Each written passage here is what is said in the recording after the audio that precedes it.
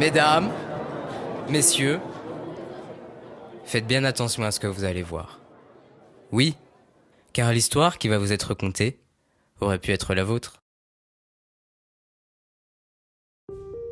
Il était une fois une pauvre et jeune créature abandonnée par ses parents qui errait dans les rues d'un petit royaume. Face à sa santé fragile, l'enfant dut se résoudre à frapper aux portes pour obtenir un logis.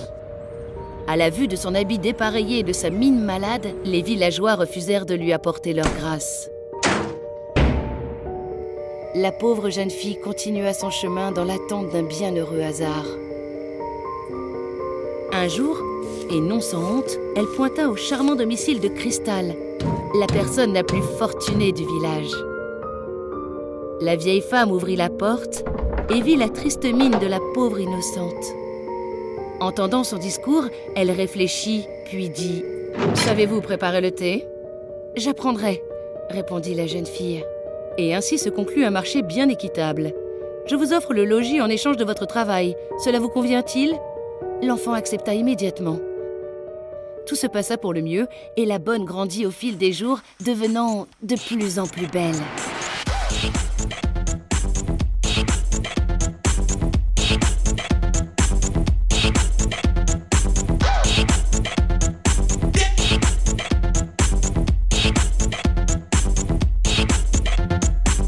Le teint rafraîchi, la mine réjouie.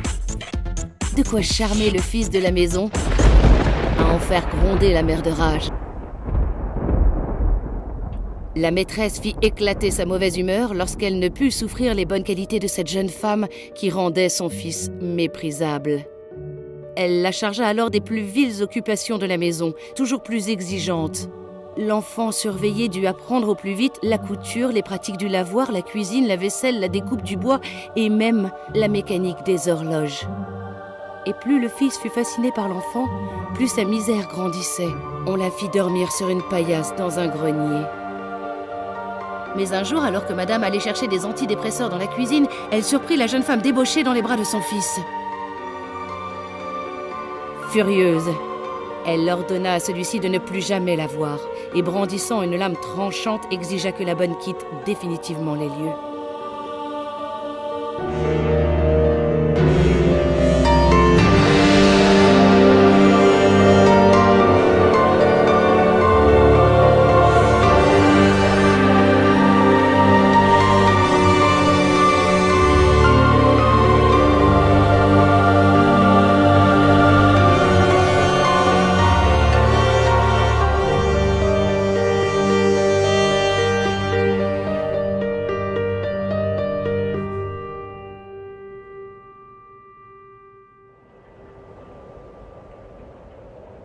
Seule et humiliée, la jeune femme ne savait plus quoi faire.